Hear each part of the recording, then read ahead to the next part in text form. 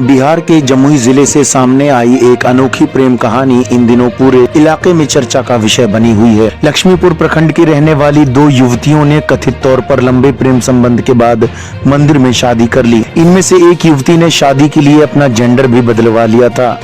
शादी की जानकारी मिलने के बाद दोनों परिवारों में विवाद बढ़ गया और अब दोनों घर छोड़कर किसी अज्ञात स्थान पर चले गए हैं।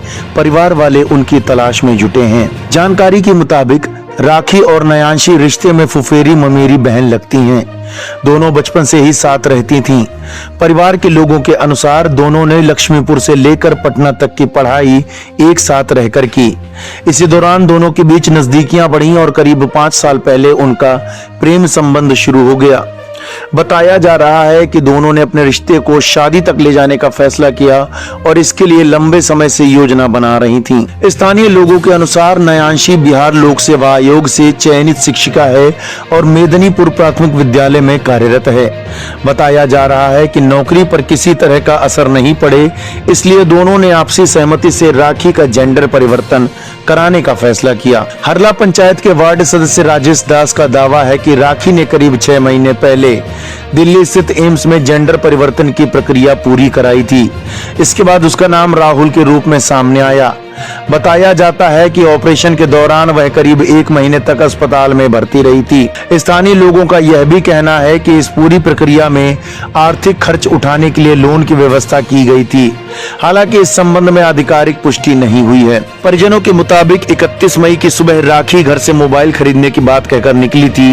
बाद में परिवार को जानकारी मिली कि उसने नयांशी के साथ मंदिर में शादी कर ली है। रविवार को दोनों ने कथित तौर पर पटेश्वरनाथ मंदिर में विवाह किया और फिर राखी के घर पहुंचे। शादी की खबर फैलते ही इलाके में चर्चा शुरू हो गई और दोनों परिवारों के बीच तनाव बढ़ गया। राहुल यानी कि पूर्व में राखी की बड़ी बहन रेणु देवी के अनुसार परिवार को पहले से शादी की कोई जानकारी नहीं थी।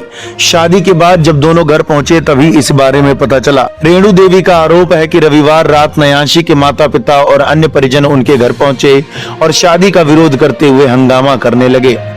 उन्होंने घर का गेट तोड़ने की कोशिश भी की। स्थिति बिगड़ती देख परिवार के लोगों ने दोनों को घर के पिछले दरवाजे से सुरक्षित बाहर निकाल दिया। हंगामे के बाद से राहुल और नयांशी दोनों घर छोड़कर कहीं चले गए हैं। फिलहाल उनकी लोकेशन को लेकर कोई स्पष्ट जानकारी नहीं है। दोनों परिवार अपने अपने स्तर पर उनकी तलाश कर रहे हैं। लक्ष्मीपुर और आसपास के इलाकों में यह चर्चा का विषय बना हुआ है। प्रेम संबंध, जेंडर परिवर्तन और फिर मंदिर में शादी के बाद दोनों लापता हो जाने से लोगों के बीच तरह तरह की चर्चाएं हो रही हैं। वहीं परिवारों की चिंता लगातार बढ़ती जा रही है। इस मामले में आगे जो कुछ भी अपडेट आएगा हम आपको बताते रहेंगे।